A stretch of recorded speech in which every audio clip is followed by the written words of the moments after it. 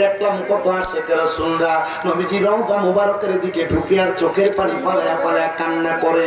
আমি জিজ্ঞাসা করলাম, ও নবীর উম্মতের দলেরা, তোমরা কেন এমন ভাবে কান্না করো? তারা শুধু জবাব দিয়েছে, ওই নবীজির উম্মত আমি দাবি করি, কিন্তু ওই নবীকে আমরা তো আমাদের এই চোখ দিয়া কখনো দেখি নাই, যেন আমাদের মরণের আগে ওই নবী আমাদেরকে একবার দেখা দেয়, আমরা এই জন্য কান্নাকাটি করি। এবার আপনারা বলেন বাবারা, আমরা সবাই ওই নবীর রওজা মুবারকে যাইতে চাই কি চাই না? যারা যারা যাইতে চাই জবান খুলে একটা তাকবীর দেই, নারে তাকবীর। আওয়াজ দিয়ে নীলফামারী সৈয়দপুরে আর পুরো যাওয়া যাবে না, ধাক্কা পাঞ্চার হয়ে যাবে। মদিনা যাইতে হইলে মুহাম্মদের আওয়াজ দেওয়া লাগবে, জোরে তাকবীর, নারে তাকবীর, নারে রিসালাত, জোরে পড়ি মারহাবা। মদিনা যাইতে চাই কি চাই না? সবাই জবান করে মুহাম্মদের আওয়াজে পড়েন, দয়াল আল্লাহ দয়া করেন, দয়া রেন নসিব করেন মদিনা, লা ইলাহা ইল্লাল্লাহ, লা ইলাহা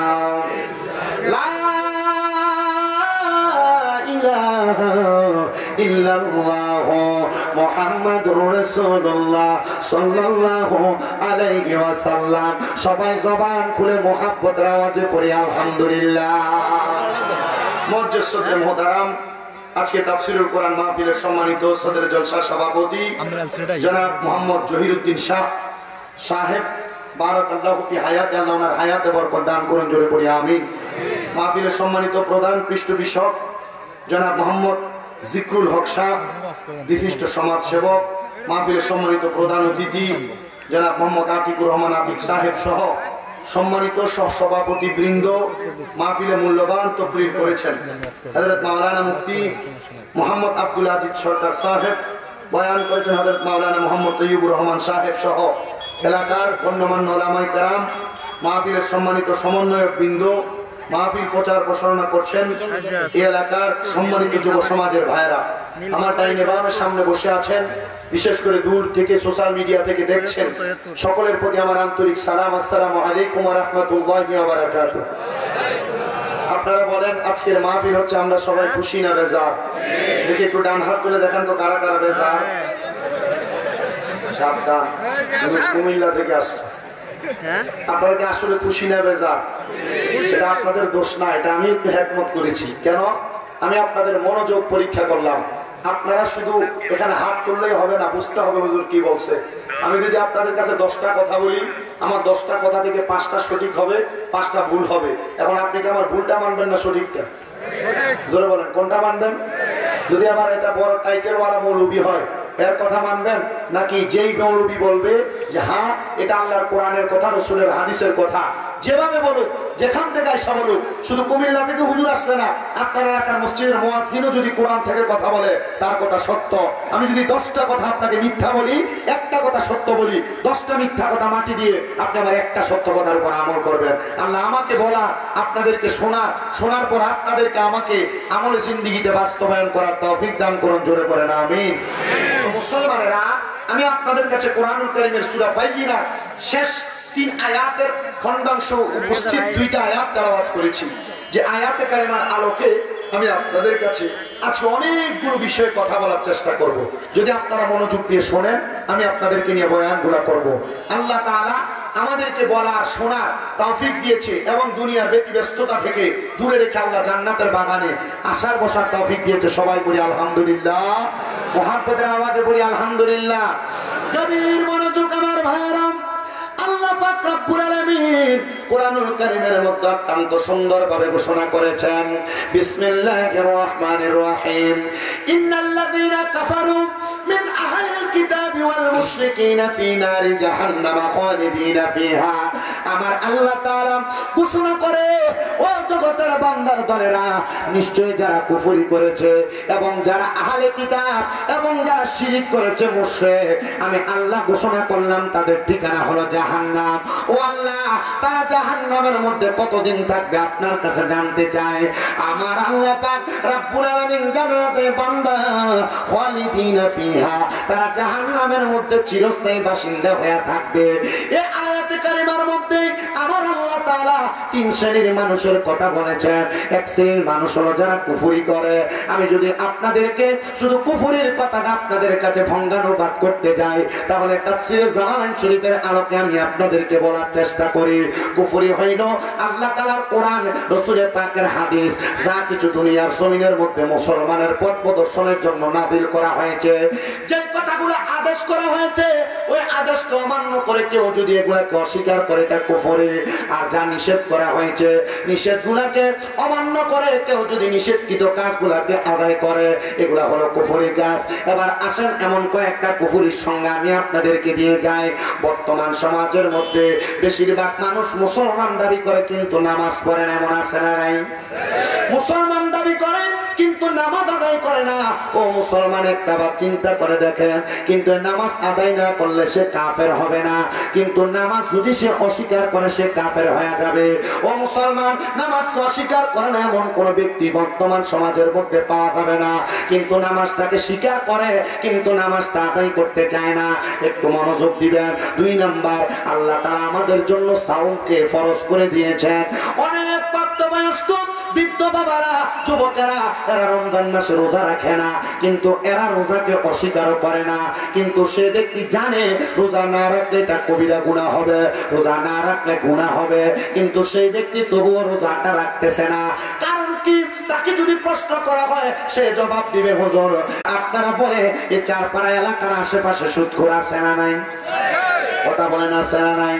তারা সুদ খায়, সমাজের মধ্যে নেতাগিরি দেখায়। কেমন নেতাগিরি? সুদ খাইতে খাইতে নিজের পেটটাকে বড় বানাইছে, কিন্তু লোকটা হারাম কো, তবুও সমাজের মধ্যে মানুষের উপর দিয়ে কথা বলার চেষ্টা করে।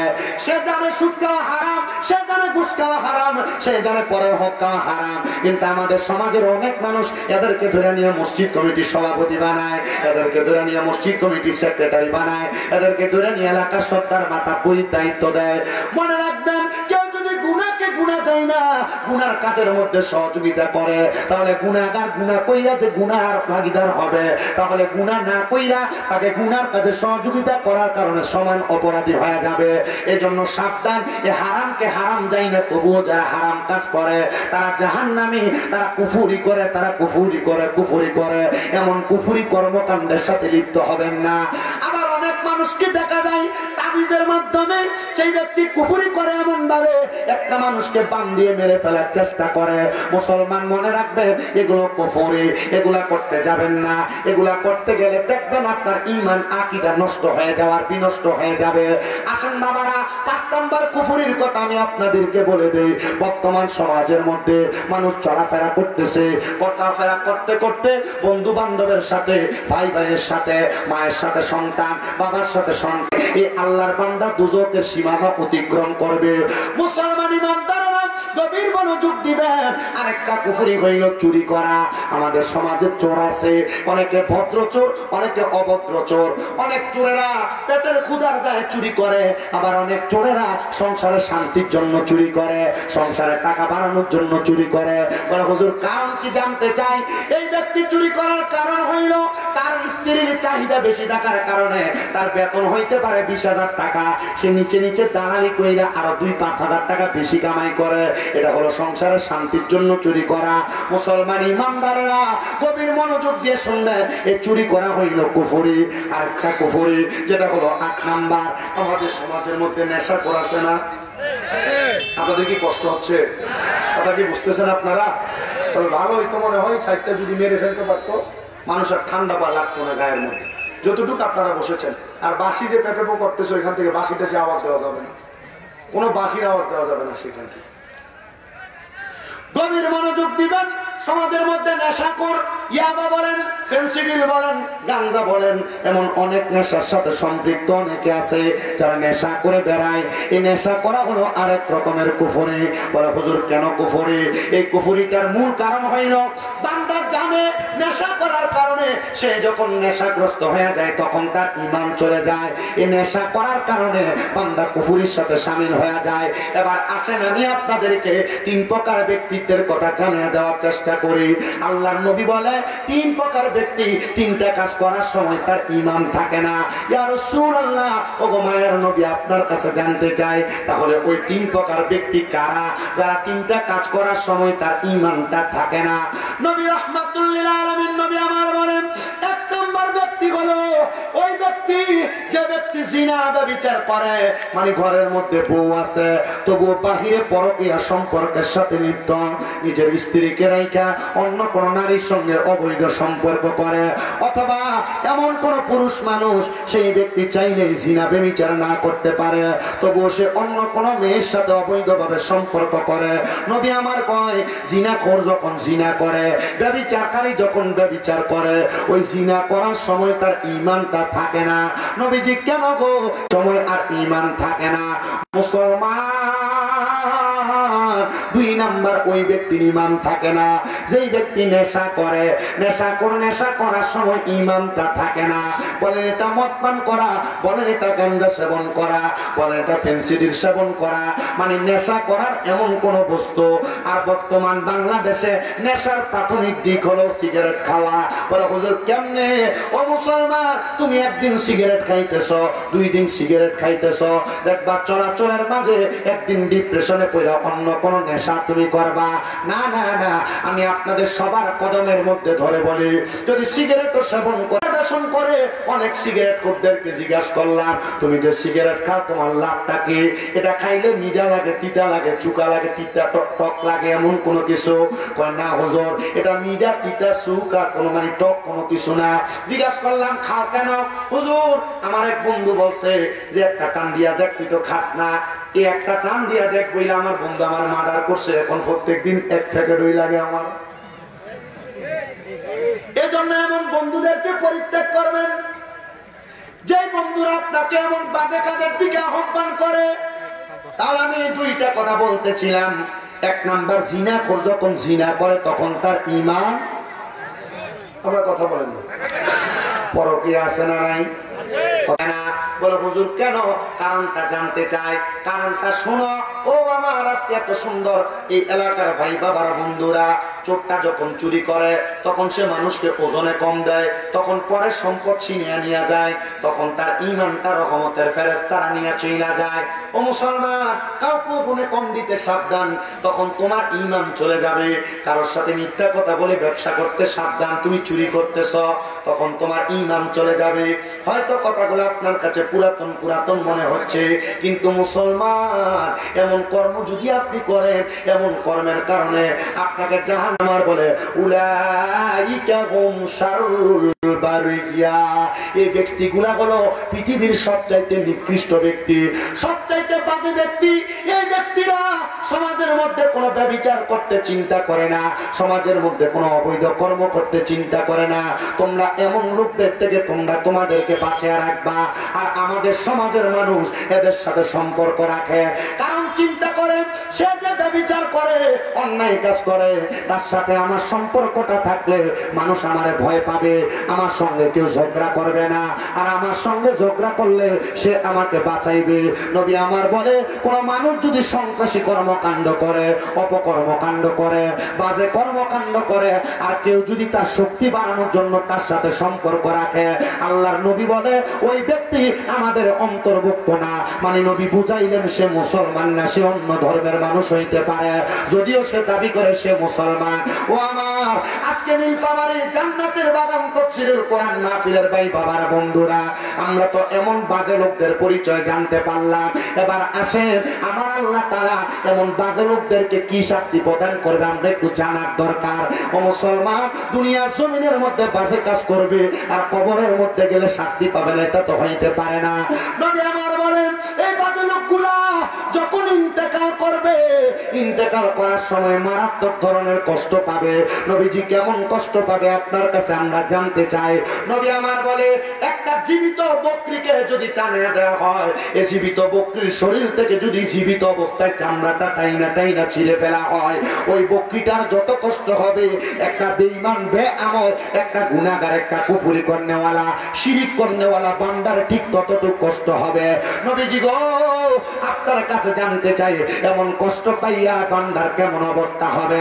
নবী আমার বলে, ওই বান্দার রূহ যখন বান্দার শরীর থেকে টেনে টেনে ছিঁড়ে ফেলা হবে, তখন বান্দার রূহটা নিয়ে যখন আজরাইল ফেরেশতা উপরের দিকে যাবে, ওই আজরাইল ফেরেশতাকে বান্দার রূহ ডাক দিয়ে বলবে, রে আজরাইল, তুমি আমার কেন এত তাড়াতাড়ি জাহান্নামের দিকে নিয়ে যাও? তুমি যদি জানতা জাহান্নামের মধ্যে আমার আল্লাহ আমার জন্য কত কষ্ট রাখছেন, শাস্তি রাখছেন, তাহলে তুমি কোনোদিন আমাকে জাহান্নামের মধ্যে নিয়ে যাইতা না।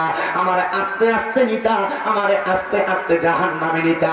মুসলমান গুনাহ করতে সাবধান, পারলে দেন আপনার পাও আমার সামনে দেন, আমি আমার জিহ্বা দিয়ে আপনার পাও পরিষ্কার করে দিব। তবুও কোনোদিন গুনার দিকে কদম বাড়াইবেন না, তবুও কোনোদিন বেআমল বেখাসিয়ত মানুষের সাথে আপনি আপনার সম্পর্ক রাখবেন না। বলে কেন কেন কেন?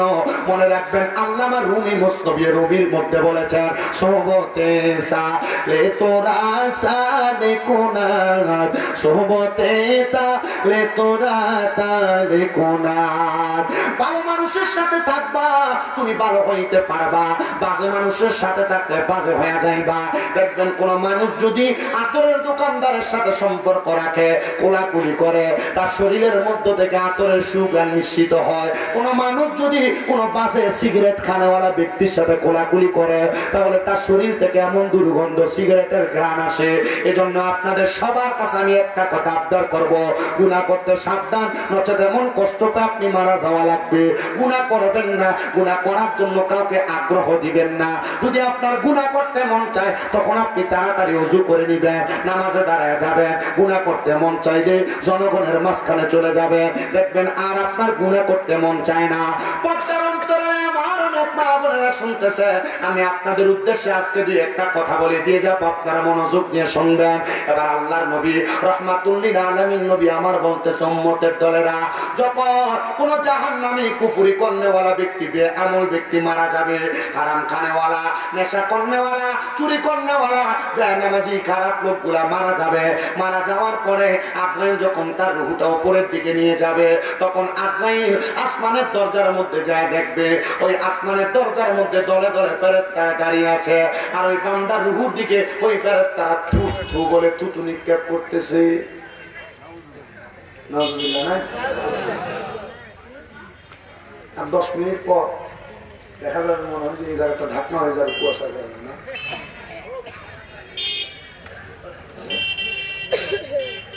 আমার অনেক কষ্ট হচ্ছে,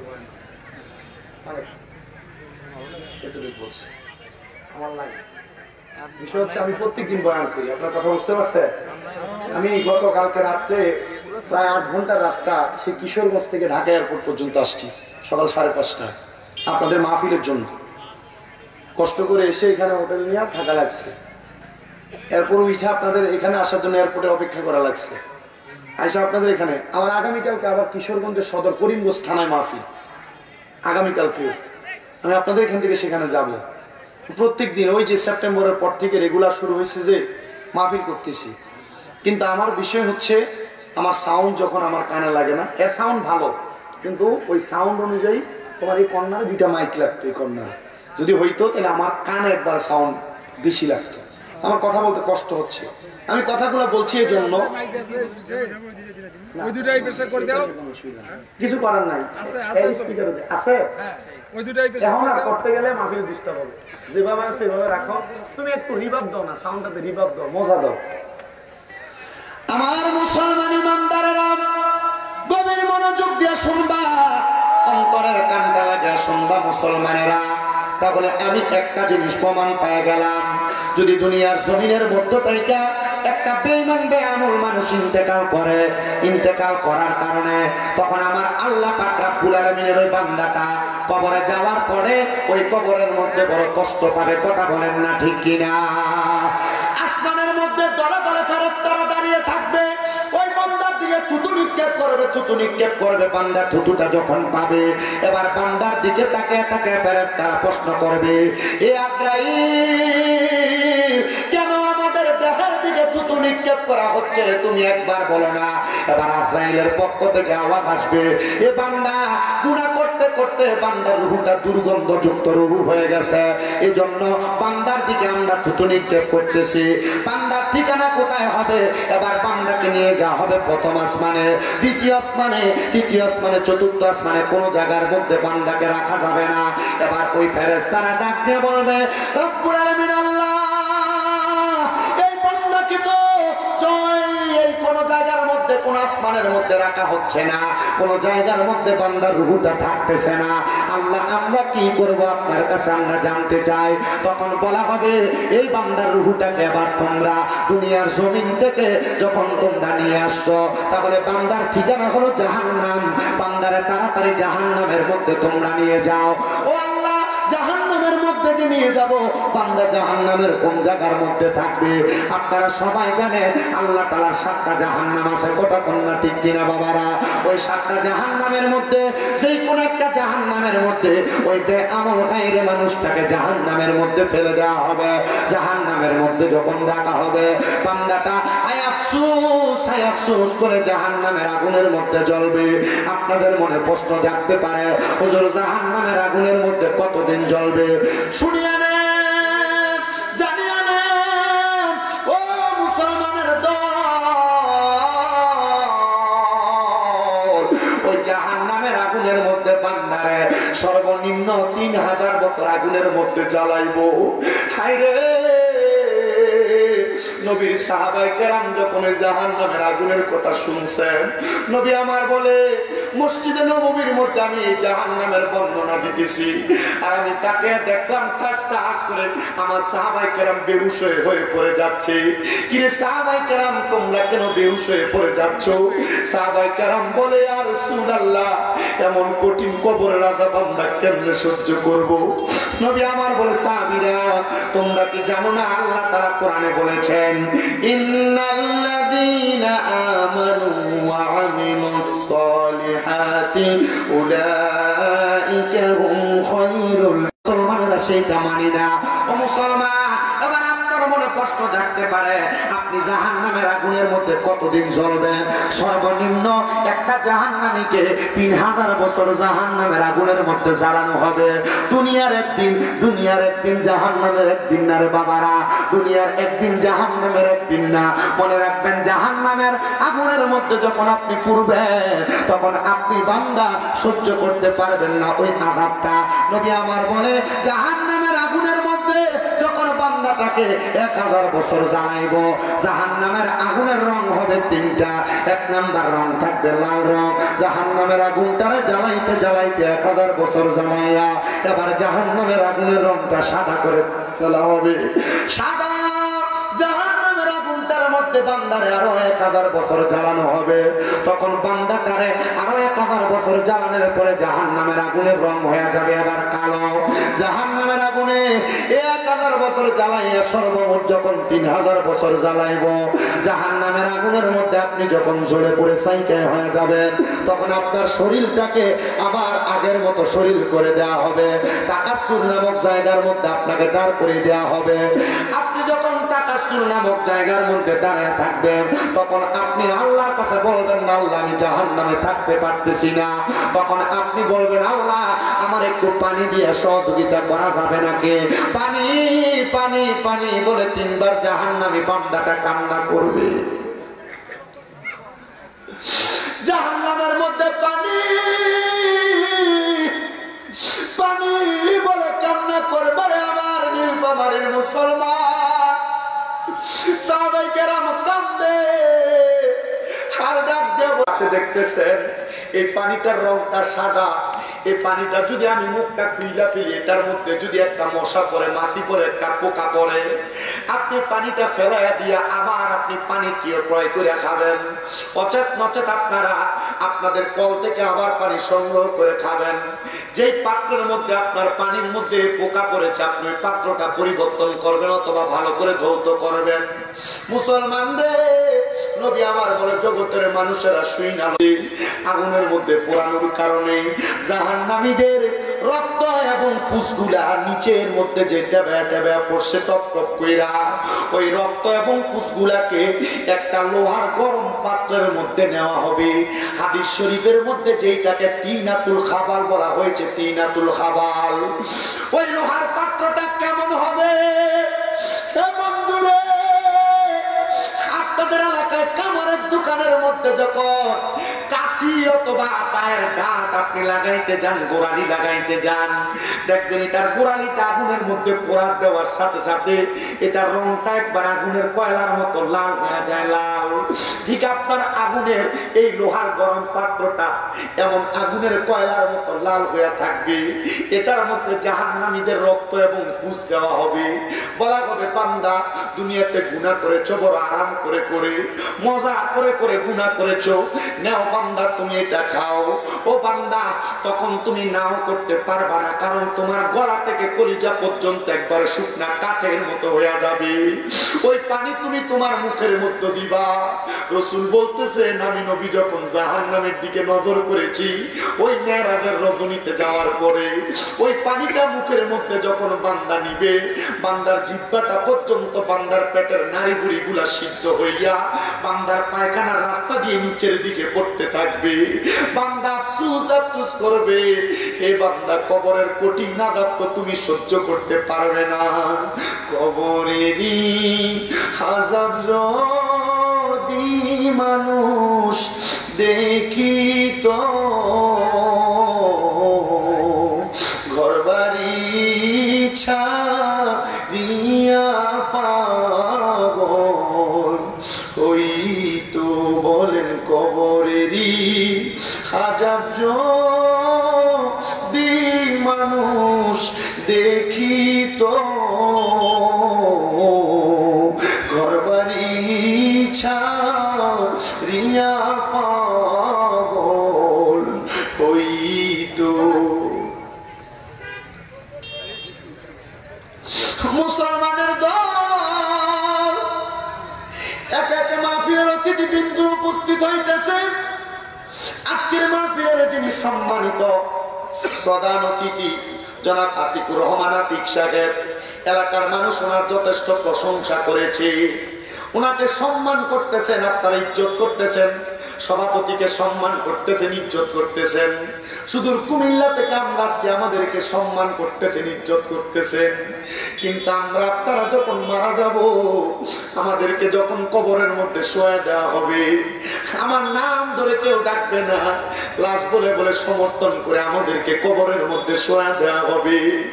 দুনিয়াতে দামি খাটের মধ্যে আপনি ঘুমান, ও মুসলমান, দুনিয়াতে যখন আপনার একটু ঠান্ডা লাগা যায়, গায়ের মধ্যে দামি কম্বল দামি লেপ আপনি জড়ায় নেন, কিন্তু এই কবরের মধ্যে এমন আযাব, এমন শাস্তি দেওয়া হবে, ঠান্ডার পর গরম, গরমের পর ঠান্ডা, এমন কঠিন যন্ত্রণা দেওয়া হবে।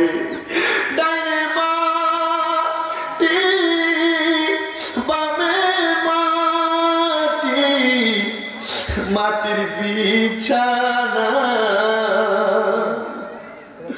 ডাইনে মাটি, বামে মাটি, মাটি বিছানা, উপরে বাঁশের ছানি কারখানা। কেমনে একা একা কবরে পইরা থাকবা?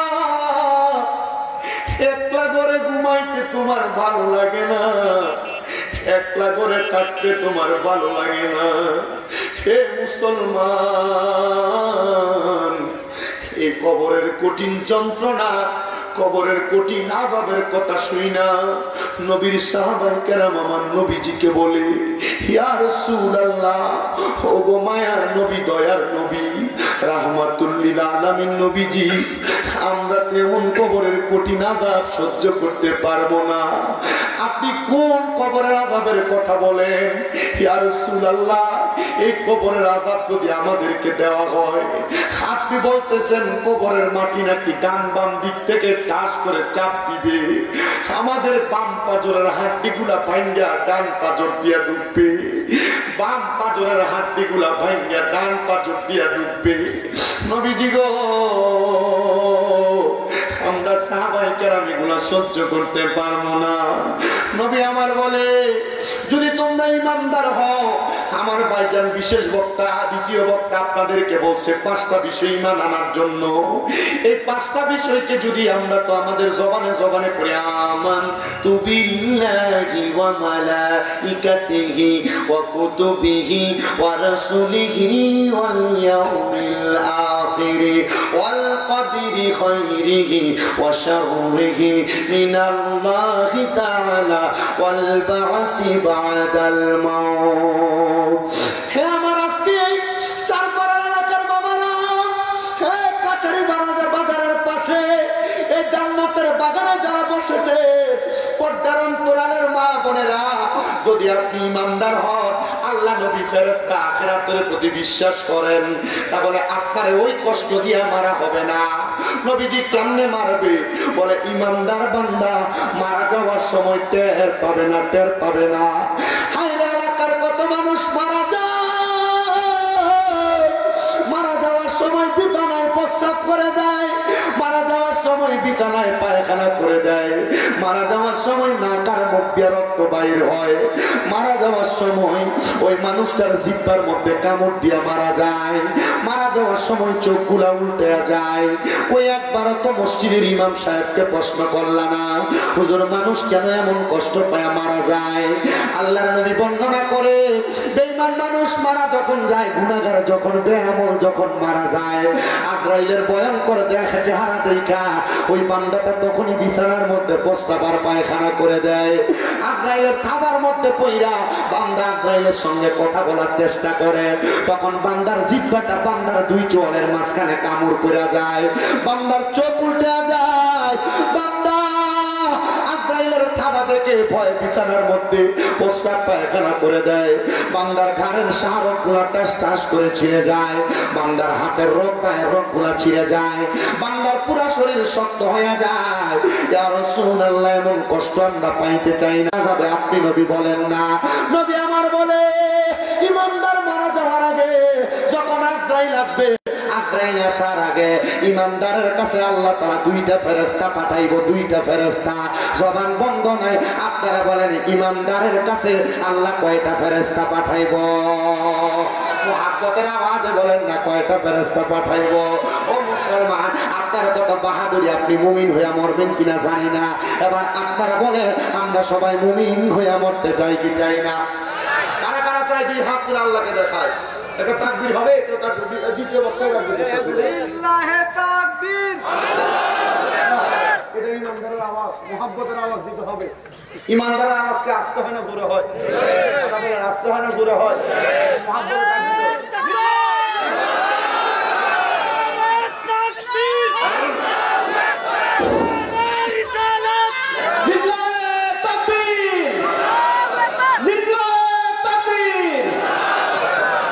চোখের পলকে তুমি হতে পারো লাশ, চিরতরে বন্ধ হবে তোমার নিঃশ্বাস, হবে এলান তোমারই নাম মসজিদের মাইকে, হবে এলান তোমারই নাম মসজিদের মাইকে। বাড়িওয়ালা নাই রে বাড়ি, নাই রে দুনিয়াতে, বাড়িওয়ালা নাই রে বাড়ি, নাই রে দুনিয়াতে। তোমার ভয়ে থাকতো মানুষ ছিল বাহাদুরি, ভাবনি হাওয়ায় উড়া তুমি যে রঙিনী ঘুরি। তোমার ভয়ে থাকতো মানুষ ছিল বাহাদুরি, ভাবনি হাওয়ায় উড়া তুমি যে রঙিনী ঘুরি। সুতোয় টানে দিলে মালিক, সুতোয় টানে দিলে মালিক পারবে না তাকিতে। বাড়িওয়ালা নাই রে বাড়ি ইয়াতে, বাড়িওয়ালা নাই রে বাড়ি, নাই রে দুনিয়াতে। বাড়ি গাড়ি মেল ফ্যাক্টরি টাকার পাহাড়, বিলাসিতায় কেটেছে জনম কতই অহংকার। দামি কাপড় ছেড়ে হবে, দামি কাপড় ছেড়ে হবে সাদা কাফনে পরিতে। বাড়িওয়ালা নাই রে বাড়ি নাই রে দুনিয়াতে, বাড়িওয়ালা নাই রে বাড়ি নাই রে দুনিয়াতে, বাড়িওয়ালা নাই রে বাড়ি নাই রে দুনিয়াতে। ও মুসলমান, তাকে দেখো তোমার এলাকার কত সম্পদওয়ালারা কবরে, তাকে দেখো তোমার এলাকার কত বিল্ডিং ওয়ালারা কবরে, তাকে দেখো তোমার এলাকার কত রিক্সার ড্রাইভার কৃষকেরা কবরে। সাহাবায়ে কেরাম বলে নবী, সম্পদ থাকলে কি জান্নাতে যাবে, টাকা থাকলে কি জান্নাতে যাবে?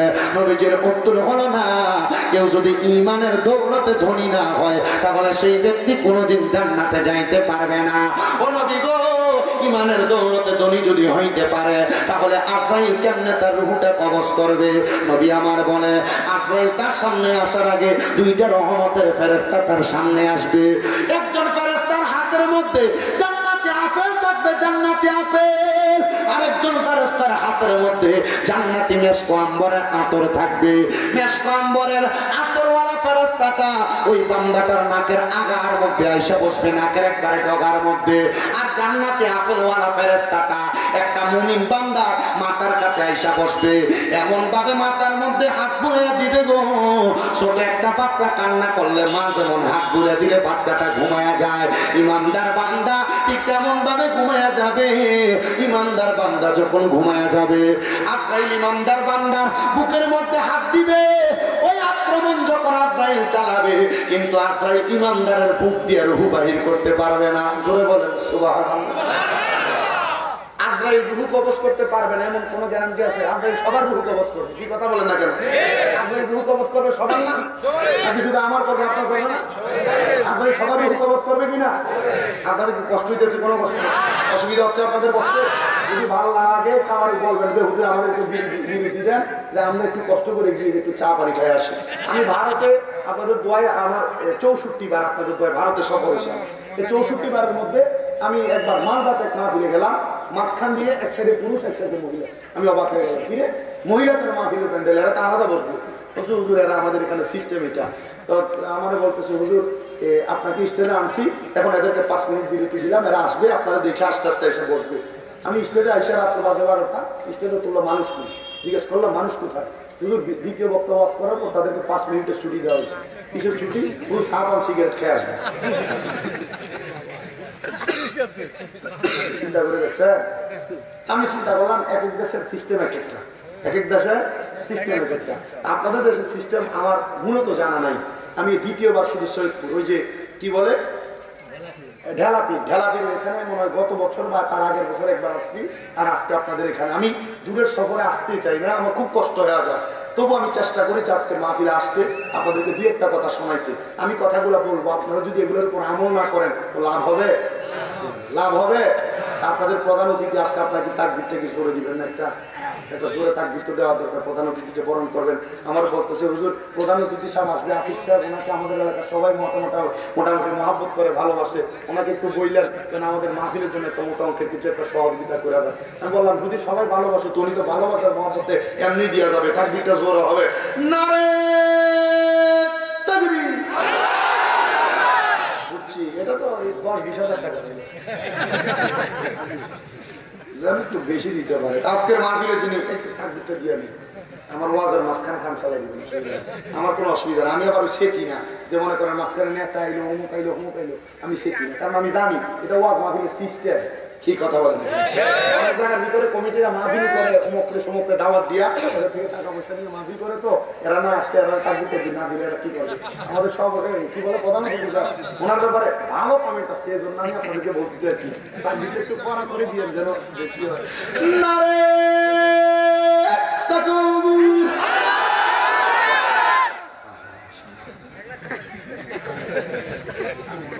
আজকের মাহফিলে যিনি সম্মানিত সভাপতি জহিরুদ্দিন শাহ, উনি আমাদের প্রধান অতিথি জনাব আতিকুর রহমান আতিক সাহেবকে ফুল দিয়ে বরণ করে নিয়েছেন। ফুল দিয়ে বরণ করবে, বলা লাগবে না, সবাই বলি মারহাবা, সারা জোরে বলি মারহাবা। মাহফিল কমিটিকে আরেকটা কথা বলে দেই, এই ফুল কিন্তু অরিজিনাল ফুল না, এটা কিন্তু ধোকা ফুল। এটা কি ফুল? কাঁচা ফুল নিয়ে আসবে, কাঁচা ফুল। কাঁচা ফুলে মহাব্বত হয়। কাঁচা ফুলে কি হয়? কাঁচা ফুলে কি হয়? একজন সাহাবী ইন্তেকাল করার পরে ওই সাহাবীর কবরের উপরে খেজুর গাছের ডাল এভাবে পুঁতে দিছে। কি পুঁতে দিছে? খেজুর গাছের ডাল। সাহাবাই কেন প্রশ্ন করি, ইয়া রাসূলুল্লাহ আপনারা খেজুর গাছের ডাল কেন কবরের উপরে? এটা কোত্থেকে পাইছেন? ওই সাহাবী থেকে। ইয়া রাসূলুল্লাহ এই খেজুর গাছের ডাল কেন পুঁতলেন? রাসূল বলছে এই ডাল যতদিন পর্যন্ত জিন্দা থাকবে আমার সাহাবী এই কবরের ভিতরে ডালের সুবাস পাবে। আমাদের কুমিল্লা অঞ্চলে শুধু খেজুর গাছের ডাল দেন, আমরা মাঝে মাঝে কবরে ফুল দিই, মারহাবা করে। এটা আমরা সুন্নত বলি না, ফরজ বলি না, ওয়াজিব বলি না, আমরা মহব্বত করে দিয়ে যাচ্ছি, মারহাবা করে। তাকবীরকে আসতে হবে না, দূর হবে। কাঁচা ফুল আনবেন ইনশাআল্লাহ ভবিষ্যতে। আল্লাহ আমার মাহফিল কমিটি সবাইকে কবুল করুক, আমিন করেন। আপনাদেরকে কবুল করুক, জোরে করেন আমিন। তাহলে মহব্বতে তাকবীর না।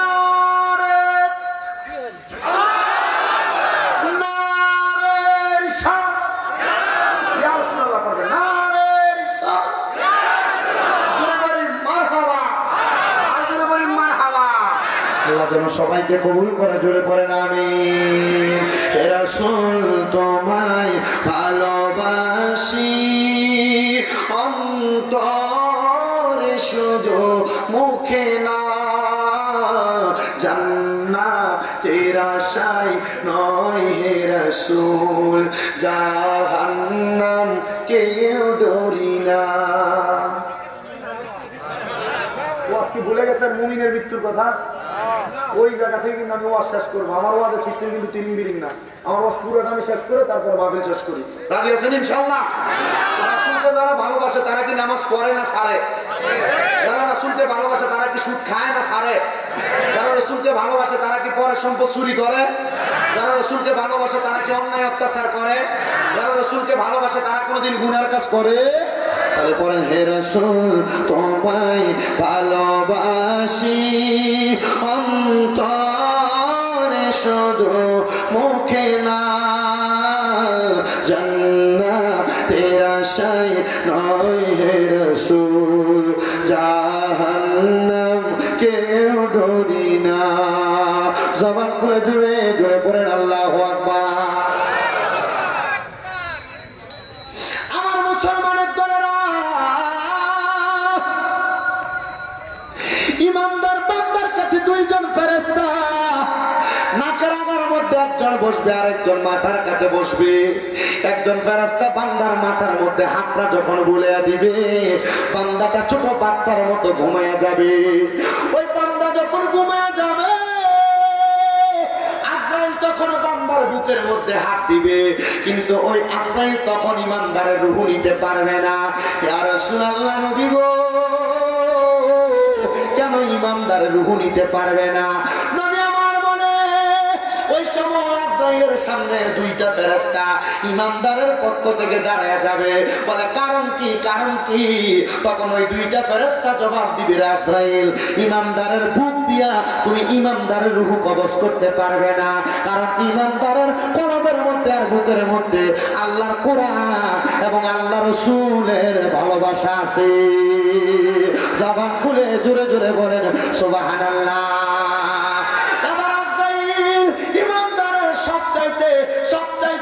সবচাইতে আকর্ষণীয় জায়গা ইমানদারের মুখের মধ্যে হামলা করবে। ইমানদারের মুখের মধ্যে যখন হামলা চালাইবে, এবার মুখের সামনে আরো দুইজন ফেরেশতা দাঁড়ায় যাবে, তারা বলবে, এ আজরাইল, ইমানদারের কপাল দিয়া তো তুমি রূহ নিতে পারবা না। বলে কেন? ইমানদার 5 ওয়াক্ত নামাজের মধ্যে আমার আল্লাহকে সিজদা দিয়েছে, সুবহানা রাব্বিয়াল আলা বলেছে, এই জন্য ইমানদারের কপাল দিয়া রূহ বাহির করা যাবে না। ও পর্দার অন্তরালের মা বোনেরা, আপনারা যারা পর্দার অন্তরাল থেকে শুনতেছেন, ও আমার দাড়ি পাকা মুরব্বী বাবারা, যুবক নওজোয়ান ভাইয়েরা, ছোট্ট ছোট্ট মাসুম বাচ্চারা, আপনারা যারা শুনতেছেন, তাহলে চিন্তা করে দেখেন, যদি আপনি 5 ওয়াক্ত নামাজ পড়েন, আল্লাহ তাআলার সিজদা দেন আর সুবহান রাব্বিয়াল আলা বলেন, তাহলে আপনার কপাল দিয়ে আজরাইল রূহ বাহির করতে পারবে না। এবার আজরাইল 3 নাম্বার আরেকটা হামলা চালাইবো আপনার দেহের উপরে। এটা হলো আপনার দেহের সবচাইতে আকর্ষণীয় জায়গা। আপনার ডান দিক দিয়ে হামলা করবে, কিন্তু ডান দিক দিয়ে একটা ফেরেশতা হাত দিয়ে বলবে আজরাইল ডান দিক দিয়ে ইমানদারের রূহটা কবজ করবা না। বলে কেন কেন কেন কেন কবজ করব না? কারণ ডান দিক দিয়ে যে বাধা দিবে ওই ফেরেশতা হইল ইমানদারের দান এবং সাদেকা। এই আজরাইল ইমানদারের সম্পদ থেকে দান সাদেকা করেছে, ইমানদারের রূহ তুমি ডান দিক দিয়ে কবজ করতে পারবে না। এই আজরাইল এবার বাম দিক দিয়ে যখন হামলা করবে, এবার বাম দিক থেকে আজরাইলকে বাধা দেওয়া হবে। এই আজরাইল ইমানদারের রূহটা তুমি বাম দিক দিয়ে কবজ করতে পারবে না। বলে কেন কেন? কারণ ইমানদার মা বাবার খেদমত করেছে, আমরা হইলাম ইমানদারের মা বাবার খেদমত। এবার আজরাইল ফিরে যাবে আমার আল্লাহর লামকানের মধ্যে, আল্লাহর কাছে যায় ডাক দিয়ে বলবে আল্লাহ, ও দয়াল আল্লাহ, আপনার বান্দার রূহ বুকের মধ্য দিয়ে কবজ করা যায় না, মুখ দিয়ে কবজ করা যায় না, ডান এবং বাম দিয়ে কবজ করা যায় না। আল্লাহ তাআলা বলবে এ বান্দার রূহ এমনি কবজ করা যাবে না, কারণ যারা ইমানদার তারা মারা যাওয়ার সময় কালেমা পড়ে মারা যাবে। বান্দা ঘুমায়, বান্দারা এমন ভাবে কষ্ট দিয়ে মাইরো না। আজরাইল রে যা দাঁড়িয়ে থাকবা, ইমানদার যখন ঘুম থেকে জাগ্রত হবে তখন ইমানদারের রূহটা তুমি কবজ করবা। এবার আজরাইল দাঁড়িয়ে থাকবে, নাকের কাছে যে ফেরেশতা মেশক আম্বরের আতর নিয়ে আসবে, ওই আতরটা ইমানদার বান্দার ঘরের মধ্যে ছড়ায়া দিবে। বান্দা আতরের সুঘ্রাণ পাইয়া বান্দার চক্ষু খুলে ফেলবে। ওই বান্দা চক্ষু যখন খুলবে, চক্ষু যখন খুলবে, বান্দার চক্ষুটা খোলার সাথে সাথে এবার মাথার কাছের ফেরেশতা জান্নাতে আপেলটা ইমানদার বান্দার সামনে ধরবে। জান্নাতে আপেলের মধ্যে লেখা কালিমে তাইয়্যিবা লা ইলাহা ইল্লাল্লাহ মুহাম্মাদুর সাল্লাল্লাহু আলাইহি। আপনাদের কালিমা পড়ার আওয়াজ একবার আস্তে দেখা যাচ্ছে। ও মুসলমান, কালিমার আওয়াজ আস্তে করবেন না, কালেমার পতাকা বাংলার আকাশে উঠতেছে উড়বে, কিন্তু আপনারা কালেমার আওয়াজটা বন্ধ করার কারণে, মুসলমানের কালিমার আওয়াজ আস্তে হওয়ার কারণে বাংলাদেশের মধ্যে রামবামেরা বাংলাদেশের মসজিদে হামলা করতেছে, মুসলমানের বুকেটকে হত্যা করলো ইসকন নামক উগ্রবাদী সংগঠনেরা। এবার আপনারা বলেন আমরা মুসলমান অন্য রামবামদেরকে প্রতিহত করার জন্য কালেমার আওয়াজ বাড়ানোর দরকার আছে না? তাহলে মুহাব্বতের আওয়াজে পড়েন লা ইলাহা ইল্লাল্লাহু মুহাম্মাদুর রাসূলুল্লাহ সাল্লাল্লাহু আলাইহি ওয়াসাল্লাম। ও মুসলমান,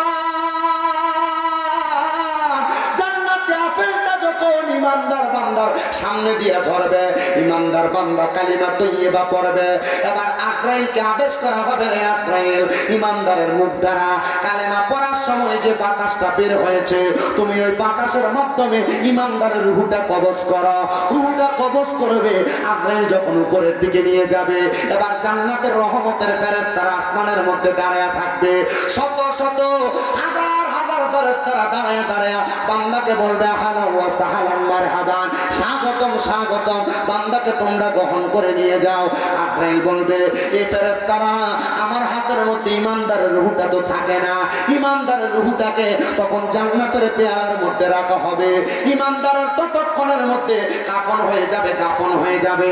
কাফন দাফন করার পরে আমার আল্লাহ তাআলা ডাক দিয়ে বলবে আজরাইল, ইমানদারের রূহটা তুমি কোন জায়গায় রাখতেছো না, আলমে আরোহা রূহের জগতের কোন জায়গার মধ্যে রাখতেছো না, কি করবা?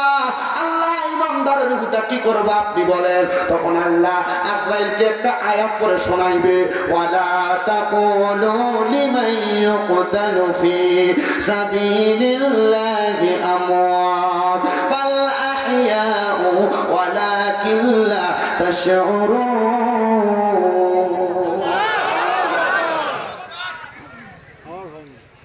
কোনাতে যে কোন একজন বুঝছে আয়াতের মানে জোরে বলছে আল্লাহ। আল্লাহ তো কোন আয়াতে কারিমা আজরাইলকে স্মরণ করে দিবে, ওয়ালা তাকুলু লিমান ইয়াকতালু ফি সাবিলিল্লাহি আমওয়াত বাল আহইয়াউ ওয়ালাকিন লা তাশউরুন। আল্লাহ বলবে আজরাইল, যারা ঈমান নিয়ে ইন্তেকাল করেছে, যারা মুমিন হয়ে ইন্তেকাল করেছে তাদেরকে মৃত বলা যাবে না, মৃত বলা যাবে না। কেন?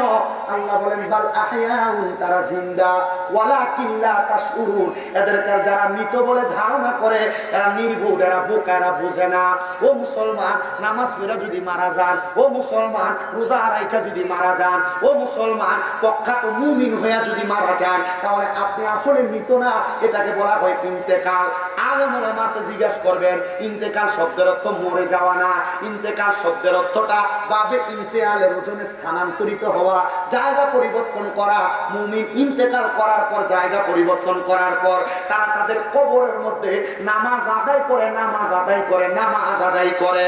যদি আপনি মুমিন হন, আপনি এমন কষ্ট পাবেন না, তখন মুমিন বান্দার রূহটা আবার মুমিনের মাঝে ফিরিয়ে দেওয়া হবে। মুসলমান এমন মুমিন হইতে পেরেছেন কিনা আমি জানি না, এমন একজন সাতটা পাক্কা মুমিনের কথা আমি আপনাদেরকে বলতেছি, শোনেন। ওই মুমিনটার বাড়ি হইল গাজওয়াতুল হিন্দের পাশাপাশি এলাকা। ওই এলাকার মধ্যে মুমিন বান্দাটা বসবাস করতেন। উনি ইমাম গাজ্জালির সন্ধান পাইছিলেন। ইমাম গাজ্জালির উনি বলতেছে, আমি যখন ইমাম গাজ্জালির সোহবতে ছিলাম, অনেকদিন পর্যন্ত থাকার পরে আমি ইমাম গাজ্জালির কাছে যাইয়া আল্লাহ তাআলার কোরআনটাকে মুখস্থ করেছি। আল্লাহর কোরআন মুখস্থ করে আমি এই সিনার মধ্যে কোরআন ধারণ করেছি। কিন্তু আমি আল্লাহর কোরআনটা ধারণ করার পরে আমাদের এলাকার মধ্যে একটা রুসুম ছিল, কেউ যদি কোরআন তেলাওয়াত করতে পারত, তার কোরআন তেলাওয়াতটা সবাই শুনত। কিন্তু আমার পেটের মধ্যে একদিন হঠাৎ করে বড় পীড়া দেখা দিয়েছে, বড় ব্যথা দেখা দিয়েছে। আমি আমার পেটের জ্বালা সহ্য করতে পারতেছি না। আমাদের এলাকায় সবচাইতে বড় একজন হক্কানি রাব্বানি মাশায়েখে মুমিন বান্দার মাকবারা আছে, কবর আছে। আমি চিন্তা করলাম আমাদের এলাকার কত মানুষ ওনার কাছে যায়, ওনার জিয়ারত করে। আমি চিন্তা করলাম ওনার মাকবারার কাছে দাঁড়ায়া দাঁড়ায়া জিয়ারত করব এবং কোরআন তেলাওয়াত করব। আল্লাহ তাআলা ওনার মাকবারার পাশে দাঁড়াইয়া কোরআন তেলাওয়াত করার কারণে তুমি আমার পেটের ব্যথা ভালো করে দিবা। সুবহানাল্লাহ। আল্লাহর একজন সাচ্চা মুমিন বান্দা, ওই হাফিজে কোরআন উনি চিন্তা করলেন, আমি নিয়ত করলাম আমার পেটের ব্যথা যেন আল্লাহ ভালো করে দেয়, এই উদ্দেশ্যে আমি ওই আল্লাহ ওলির মাকবারার সামনে আমি দাঁড়ায় কোরআন তেলাওয়াত করব। আল্লাহ যেন আমার পেটের ব্যথা কি করে দেয়। আমরা কথা বলতেছি, কি করে দিবে? ওই হাফেজে কোরআন হাঁটতে হাঁটতে ওই আল্লাহ তাআলার বান্দা কবরের সামনে কোরআন তেলাওয়াত করতেছে বড় মধুর সুরে। বান্দা কোরআন তেলাওয়াত করতে করতে বান্দার মনের নিয়ত আল্লাহ পূরণ করেছে। মনে রাখবেন, নিয়তুল মুমিনিন খায়রুম মিন আমালি, মুমিনের নিয়তটা আমলের চাইতে উত্তম। আপনি নিয়ত করেছেন হজ করবেন, করতে পারেন নাই, মারা গেছেন, আমলনামায় হজের সওয়াব পাওয়া যাবে। আপনি নিয়ত করেছেন চুরি করবেন, চুরি করেন নাই, মারা গেছেন, আমলনামায় চুরির সওয়াব লেখা হইল।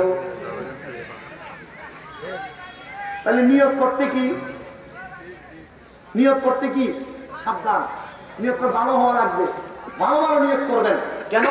ভালো ভালো নিয়ত করে যদি আপনি নাও করতে পারেন, আল্লাহ তাআলা এটার উদ্দেশ্যে আপনাকে কি দান করবেন? বলে না, কি দান করবেন? রাত্রেবেলা ঘুমানোর সময় নিয়ত করবেন আমি ফজর করব, পড়তে পারেন না, মারা গেছেন, শহীদের মরণ। ফজরের পরে নিয়ত করবেন জোহর করব, কাজকর্ম করতে করতে মনে করেন গাড়ি অ্যাক্সিডেন্টে মারা গেছেন, সওয়াবও আছে, শহীদের সওয়াবও পাইলেন, মারা গেলে জান্নাত হয়ে গেল। আরো জোরে বললেন না সুবহানাল্লাহ। আল্লাহর কাছে বড় নিয়ত করবেন, আল্লাহ আমি যদি 5 লাখ টাকা পাই, আমি 4 লাখ টাকা আল্লাহর রাস্তায় দান করে দিব।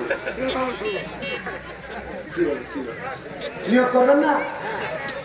আচ্ছা ঠিক আছে, 5 লাখে 4 লাখ করবেন, আল্লাহ আমি যদি 5 লাখ টাকার মালিক, আমি 2.5 লাখ টাকা দান করব। না, এটা করে না।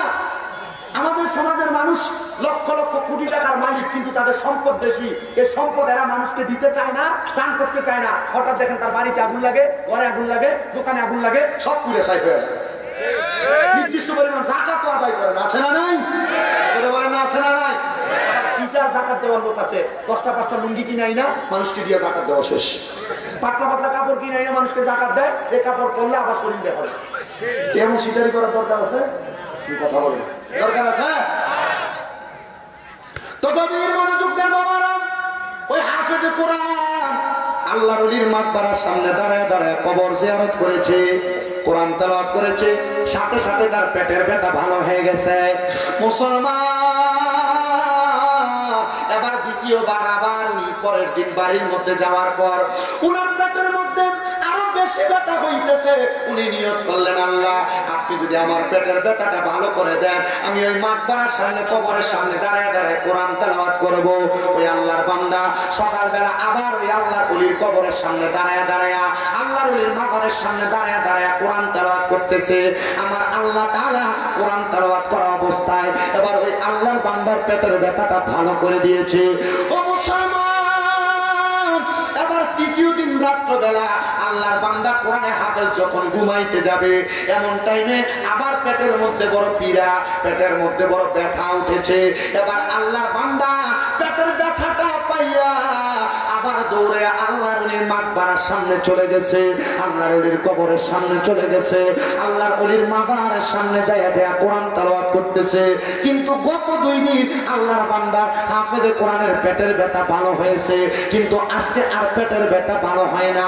এবার পেটের ব্যথা, যত কোরআন তেলাওয়াত করতেছে তত পেটের ব্যথা বাড়তেছে, যত কোরআন তেলাওয়াত করতেছে তত পেটের ব্যথা বাড়তেছে। এবার ওই আল্লাহর বান্দাটা আল্লাহ তাআলার কাছে বারবার বলতেছে, আল্লাহ কোরআন তেলাওয়াত করতেছি, আমার পেটের ব্যথা তো বারবার বাড়তেছে। তবে এই হাফেজে কোরআনের একটা গুণ হইল, তার কোরআন তেলাওয়াতের লাহান বড় সুন্দর, তেলাওয়াত করার সুরটা বড় মধুর। এবার ওই আল্লাহর বান্দাটা রাগান্বিত হইয়া ওই কবরের সামনে দাঁড়াইয়া হাতের মধ্যে একটা লাঠি নিয়া ওই কবরের উপরে ঠাস ঠাস করে 3টা বাড়ি মারছে। 3টা কবরের উপরে 3টা বাড়ি মারার সাথে সাথে এবার আল্লাহর বান্দা রাগান্বিত হইয়া কবরস্থান থেকে বের হয়ে চলে যাচ্ছে। এমন টাইমে আল্লাহর বান্দার সামনে ছিঁড়া পাড়া জামা কাপড় পইরা একজন পাগল ব্যক্তি ডাক দিয়ে বলতেছে, এ কোরআনে হাফেজ, রাগান্বিত হইয়া কেন চইলা যাও? এবার আল্লাহর বান্দা কোরআনে হাফেজ বলতেছে, আপনি আমার সামনে দাঁড়াইবেন না পাগল মানুষ, আপনি কেন আমারে প্রশ্ন করেন? যান এখান থেকে, আমি আপনার সঙ্গে কোনো কথা বলতে চাই না। কারণ কি? বলে আমার পেটের মধ্যে বড় ব্যথা, আমি আল্লাহর ওলির কবরের সামনে গিয়েছিলাম জিয়ারত করার জন্য। গত 2 দিন পেটের ব্যথা ভালো হয়েছে, কিন্তু আজকে আমার পেটের ব্যথা ভালো হইতেছে না। আমার সামনে থেকে যান, নচেত আমি সেই ব্যাগ দিয়ে ওই আল্লাহর ওলির কবরে আঘাত করেছি, এখন আমি ওই ব্যাগ দিয়ে আপনার পিঠে আঘাত করব। ওই পাগল ব্যক্তিটা ডাক দিয়ে বলে, এ হাফেজে কোরআন, রাগান্বিত হইবা না, তুমি যদি বলো আমি তোমার পেটের ব্যথাটা ভালো করে দিতে পারি। ওই হাফেজে কোরআন বলে, পাগল মানুষ কি বলে? পাগল মানুষ অনেক সময় কোনো কথা বলে লাগিয়ে যায়। পাগল অনেক মাঝে মাঝে কিছু কথা বলে লাগিয়ে যায় না? লাগে না? লাগে না? পাগল মানুষ কিছু কথা বলে ফেলছে, লেগে গেছে, অনেক হয় না? পাগল মানুষ বলতেছে, তুমি যদি আমার কথা শোনো তাহলে আমি তোমার কাছ থেকে তোমার পেটের ব্যথাটা দূর করে দিতে পারবো। ব্যথা দূর করার মালিক কি? মালিক কি? তো পাগলটা কি যেন মুখ দিয়ে পড়লেন, ওইরা কি দিছে, ফু দিছেন। হাফেজে কোরআন দেখলেন, ফুয়ের সাথে সাথে পেটের ব্যথা নিবারণ হয়ে গেছে। এই ঘটনার সমাপনীর মধ্যে দেখলাম এ পাগল নাকি সূরা ফাতিহা পড়ে ফু দিছিলেন। কি পড়ে? কি পড়ে? হুজুরের কাছ থেকে ফু নিবেন, কিন্তু মাঝে মাঝে তো রাত্রেবেলা হুজুর খুঁজে পাওয়া যায় না। যায় যদি কোনো কঠিন অসুস্থতা, কোনো রোগ বালা মুসিবত দেখা দিয়েছে, সূরা ফাতিহা 4 বার পড়বেন। কয়বার? 4 বার সূরা ফাতিহা পড়ে দিয়ে পান করবেন 3 ঢোকে, দেখবেন ইনশাআল্লাহ আপনার মনের সব আশা পূরণ হয়ে যাবে। বলে বলেন মারহাবা, আর বলে বলেন মারহাবা। এটা তো হয়ে গেছে না, চলে যাবে না রে।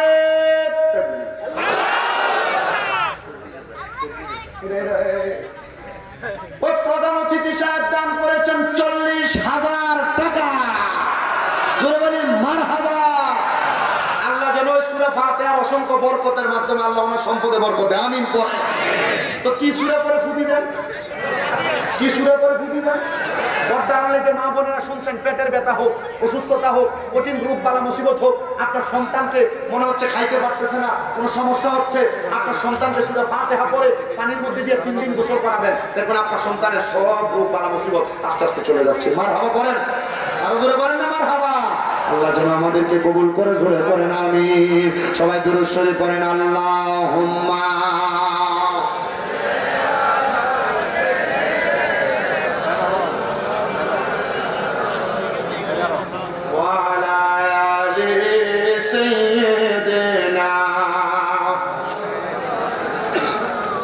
নবীজি আপনার ভালোবাসা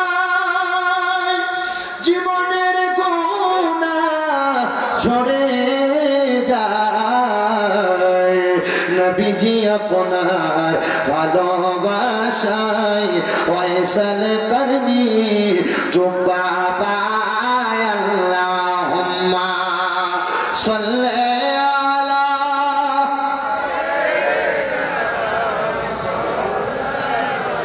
মুহাম্মাদ ওয়া আলা আলিহি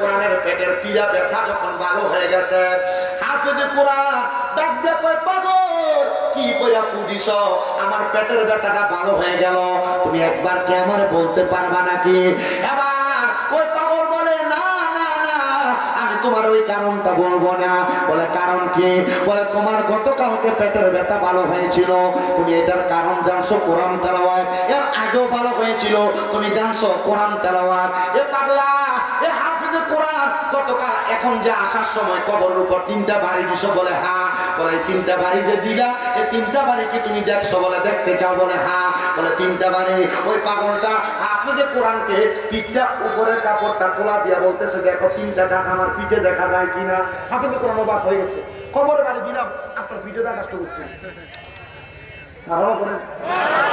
আপনার পিঠে দাগ আসতে কোথা থেকে হুজরাতুল্লাহিল আলামিন কিতাবের মধ্যে ঘটনাটা উল্লেখ করা ওই ছেলেটা কোরআনে হাফেজ একটা লাফ দিয়ে ওই পাগলটার পায়ের মধ্যে জড়ায়া ধরছে যারা বলতেছে হুজুর আপনি কি সেই ব্যক্তি যার কবরের উপর আমি বাড়ি দিয়েছি আরে আপনি যদি হন আপনি আপনার কবরে থাকার কথা আপনি কেন এভাবে ঘুরেন মনে রাখবেন আল্লাহর মুমিন বান্দার নেককার বান্দারা এলাকার আশেপাশে যখন কোনো ভালো ভালো কাজ হয় তখন ঘুরে বেড়ায় যখন কোরআন তেলাওয়াত হয় যখন ভালো ভালো দুরূদ শরীফের দোয়ার কাজ হয় তখন আল্লাহ তাআলা ওই নেককার বান্দাদের রূহকে ছেড়ে দেয় এবার হাফেজে কোরআন বলে হুজুর তাহলে আপনি আমাকে বলেন আপনার পিঠের মধ্যে যে আমি বাড়ি দিলাম গত 2 দিন কোরআন পড়ার কারণে আমার পেটের ব্যথা ভালো হয়ে গেল আজকে পড়লাম আমার পেটের ব্যথা বাড়লো কেন আমি রাগান্বিত হয়ে আপনার কবরের উপর আঘাত করেছি যদি আমার পেটের ব্যথা ভালো হয়ে যাইতো আমি তো আপনার আঘাত করতাম না উনি বলেন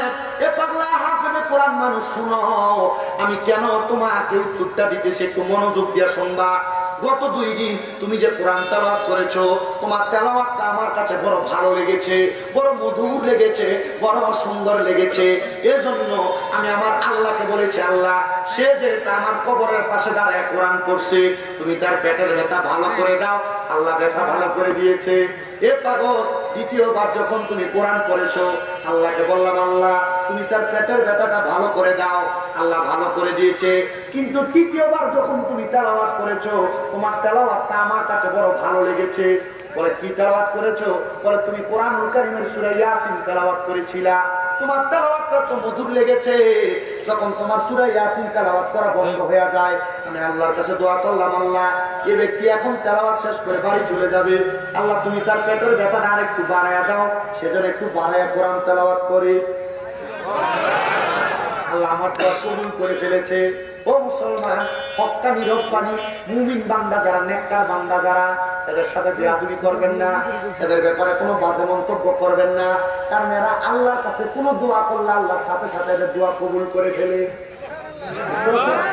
দাড়ি পাকা বয়স্ক মুরব্বী এলাকায় আছে এদের সাথে বেয়াদবি করবেন না মা বাবার সাথে বেয়াদবি করবেন না এলাকার বয়স্ক মানুষদের সাথে বেয়াদবি করবেন না কেন কারণ এরা যখন হাত তুলে দোয়া করে এদের দোয়া আল্লাহ কবুল করে ফেলে এজন্য বয়স্কদের সাথে মুরব্বীদের সাথে বেয়াদবি করতে সাবধান এদের দোয়ার কারণে বদদোয়ার কারণে আপনি ধ্বংস হয়ে যাবেন আবার এদের দোয়ার কারণে আল্লাহ আপনাকে জিরো থেকে হিরো বানিয়ে দিবে ও মুসলমান এবার ওই ছেলে বলতেছে তাহলে কেন আমি তো আবার তেলাওয়াত করলাম আবার কেন পেটের ব্যথা বাড়লো উনি বলেন আবার যখন তুমি সূরা আর রহমান তেলাওয়াত করেছো আমি বললাম আল্লাহ আর রহমান তেলাওয়াত করেছি এখন তো তার তেলাওয়াত শেষ হয়ে যাবে আল্লাহ তুমি তার পেটের ব্যথাটা আরেকটু বাড়ায়া দাও আল্লাহ কবুল করে তোমার পেটের ব্যথা বাড়িয়ে দিয়েছে এ বান্দা তুমি পেটের ব্যথা ভালো করার জন্য আমার কবরের সামনে দাঁড়ায়া দাঁড়ায়া সূরা ওয়াকিয়া তেলাওয়াত করেছো বলে হ্যাঁ এ বান্দা আমি আমার আল্লাহকে বললাম আল্লাহ তুমি তার পেটের ব্যথাটা আরো বাড়ায়া দাও আমার আল্লাহ আরো বাড়ায়া দিছে তুমি ওই সময়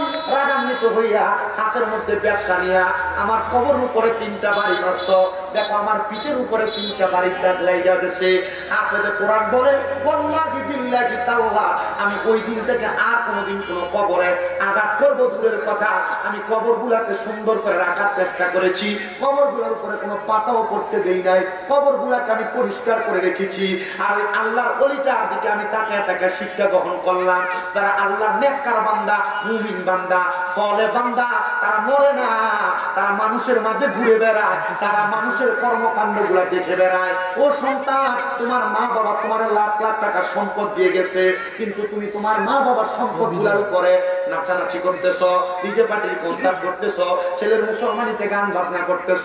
এরা যখন দুনিয়াতে এসে এমন অবস্থা দেখে, এরা কবরে যায় দেখে এদের কবরে আযাব দেওয়া হইতেছে। আপনি আপনার সন্তানকে, আপনার ছেলে মেয়েকে ভালো ভালো সম্পদ দিয়ে যাবেন, এরা যদি এই সম্পদকে বাজে ভাবে ব্যয় করে, তাহলে আপনাকে কবরে এটার জন্য কঠিন শাস্তি দেওয়া হবে, যন্ত্রণাদায়ক শাস্তি দেওয়া হবে। একটু মনোযোগ দিয়ে আমার একটা বয়ান শুনবেন আপনারা। মুসা নবীর জামানায় একজন আল্লাহর বান্দা দুনিয়ার জমিনের ভিতরে তার সন্তানদেরকে ভালোভাবে রাখতে পারে নাই, কিন্তু সে নামাজি ছিল, ভালো মানুষ ছিল, আল্লাহর বড় ইবাদত করত, কিন্তু সে তার সন্তানদেরকে ভালোভাবে মানুষ করতে পারে নাই। আল্লাহর বান্দা যখন ইন্তেকাল করলেন, মুসা নবী বলেন আমি তাকে দেখলাম যখন তার কবরের সামনে দিয়ে যাইতেছি, তার কবরের মধ্যে আমি নজর করে দেখলাম, আল্লাহ নবীদেরকে সে ক্ষমতা দিয়েছেন, আমি তার কবরে নজর করে দেখলাম তার নাভি থেকে পায়ের পাতা পর্যন্ত আগুন দাও দাও করে জ্বলতেছে, আর তার নাভি থেকে মাথার তালু পর্যন্ত বড় সুন্দর দেখা যাচ্ছে। আমি এবার কবরের সামনে দাঁড়াইয়া আমি 2 রাকাত নামাজ আদায় করলাম, আর আল্লাহর কাছে মুরাকাবা করলাম, আল্লাহ এমন কোন মানুষ আমি আমার জীবনে দেখি নাই, ও আল্লাহ তার কবরের মধ্যে এমন আযাব কেন, অর্ধেক শরীর আগুনে জ্বলতেছে, অর্ধেক শরীর ভালো দেখা যায়। আল্লাহর পক্ষ থেকে আওয়াজ আসছে, তার একটা বদকার মেয়ে আছে ঘরের মধ্যে, যে মেয়েটার কারণে তার কবরের মধ্যে এমন আযাব। ও পর্দার অন্তরালের মা বোনেরা, আপনারা যে ব্যাপারটা ঘুরে বেড়ান, আপনারা যে পুরুষদের সঙ্গে হাঁটেন, পুরুষদের সঙ্গে কথা বলেন, পুরুষদের সঙ্গে অবৈধ সম্পর্ক রাখেন, এটার কারণে আপনার কবরের মধ্যে কঠিন আযাব হবে, আপনার মা বাবার কবরে আযাব হবে। সাবধান, এমন পুরুষদের সঙ্গে অবৈধভাবে চলাফেরা করবেন না, ব্যাপারটা চলবেন না। কিন্তু আবার ব্যাপারটা না করে কি করবে, আপনারা তো বেড়া মানুষ, নিজে কর্ম করেন না, বেদিনী দিয়ে ইন্ডাস্ট্রিতে কাজ করান, কথা বলেন না কেন?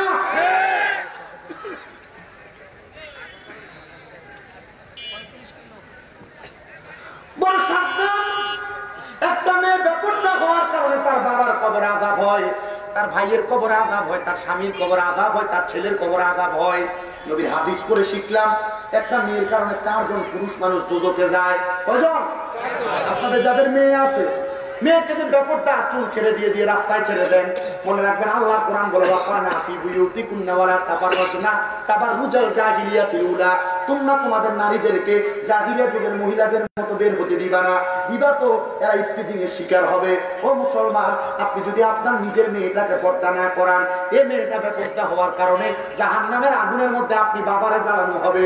অনেকে আছেন আপনারা আপনাদের বোনকে পর্দা করান না। নবী আমার বলে, কোন ভাই যদি তার বোনকে পর্দা না করায়, তাহলে ওই ভাই বোনটা বেপর্দা থাকার কারণে তার ভাইকে জাহান্নামের আগুনের মধ্যে জ্বালানো হবে। এখানে যারা আছেন আপনারা অনেকে হয়তো বিবাহ করেছেন, বিবাহ করার পর আপনি যে আপনার স্ত্রীকে পর্দা করান না, আপনার স্ত্রীর কারণে আপনি নিজে জাহান্নামের আগুনে জ্বলবেন। কারণ হইল আপনার স্ত্রী বেপর্দা, এই বেপর্দা স্ত্রীর কারণে আপনি স্বামী দুজকি। এখানে আমরা যারা আছি, কোনো না কোনো মায়ের সন্তান, কোনো সন্তান যদি তার মাকে পর্দা না করায়, তাহলে ওই সন্তান মাকে বেপর্দা চালানোর কারণে ওই মায়ের কারণে সন্তান পর্যন্ত দুজকে যাবে। কিন্তু আমাদের সমাজ এত নিকৃষ্ট হয়ে গেছে, দেবর ভাবির সাথে, ভাবি দেবরের সাথে কত সুন্দর কথা বলতেছে, চাচতো ভাই চাচতো বোনের সাথে কত সুন্দর কথা বলতেছে, কিন্তু নবী আমার বলে একটা ভাবির জন্য তার দেবর হলো মৃত্যুর মতো, কাল সাপের মতো। কাল সাপ কামড় দিলে মানুষ যেমন মারা যায়, একটা দেবরের সামনে ভাবি তেমন গেলে সেই ভাবিটা ইন্তেকাল করার মতো হয়ে যায়। ও মা বোনেরা, যদি জান্নাতে যাইতে চান, আপনার মা বাবার কবর আযাব মাফ করাইতে চান, বেপরদা হওয়া বন্ধ করে দেন, বেহায়াপনা বন্ধ করে দেন, অবাক চলাফেরা করা বন্ধ করে দেন, দেখবেন এটার কারণে আপনারা আপনাদের মা বাবার কবর আযাব মাফ করাইতে পারবেন। মুসা নবী বলেন, আমি আবার ওই কবরের সামনে থেকে ওই ব্যক্তির বাড়ির কাছে গেলাম, যাইতে যাইতে যা দেখলাম ওই ব্যক্তির মেয়েটা অনেক সম্পদের মালিক, ঘরের মধ্যে মধ্যে সাজায় গুছিয়ে রাখছে। ওই সম্পদের মালিক ওরা মেয়েটা তার বাবার জন্য কোনো কিছু করতেছে না। মুসা নবী ডাক দিয়ে, এ আল্লাহর বান্দি, তোমার আব্বা কোথায়? বলে আমার আব্বা ইন্তেকাল করেছে। তুমি কি চাও না আল্লাহ তাআলা তোমার আব্বার কবরটারে জান্নাতের বাগান বানিয়ে দেয়? মেয়েটা বলতেছে, হুজুর আমার আব্বাকে আল্লাহ তাআলা জান্নাতের বাগান বানিয়ে দিবে, এটা আপনি কেন বলতে আসছেন? আমি মেয়ে তো ভালোই বুঝি। আপনারা ভালোই বুঝেন, কিন্তু বুঝেন কিন্তু আমল করেন না। মেয়েটা বলে, আমার এখান থেকে যাও মিয়া সাহেব, তুমি আমার কোনো কথা বলা লাগবে না। এবার ওই মেয়েটা রাগান্বিত হইয়া এবার আল্লাহর ওলি মানে আল্লাহর নবীর দিকে উনি একটু পানি নিলা, এবার মাছ ছিটা মাছ মানে কি করছেন, ছিটা পানি নিক্ষেপ করলেন। মুসা নবী রাগান্বিত হইয়া বরং নবী আজরাইল মানে ডরাইতো। আজরাইল ভয় পাইতো না মুসা নবী, আজরাইল ভয় পাইতো। মুসা পয়গম্বর আবার ওই কবরের সামনে দিয়ে যাওয়ার সময় লক্ষ্য করে দেখতেছেন ওই কবরের মধ্যে ওই ব্যক্তির কবরে আর আযাব নাই। মুসা নবী 2 রাকাত নামাজ পড়লেন আর আমার আল্লাহ তাআলার কাছে জবাব চাইলেন, আল্লাহ এই ব্যক্তির কবরে আযাব, কিন্তু বাড়ির মধ্যে যাওয়ার পর তার মেয়ে আমার সাথে যে আচরণ করলো তার কবরের মধ্যে তার বেশি আযাব হওয়ার কথা, আমি নবীকে কষ্ট দিয়েছে। ও আল্লাহ আপনি বলেন না তার কবরের মধ্যে কেন আযাবটা বন্ধ হয়েছে?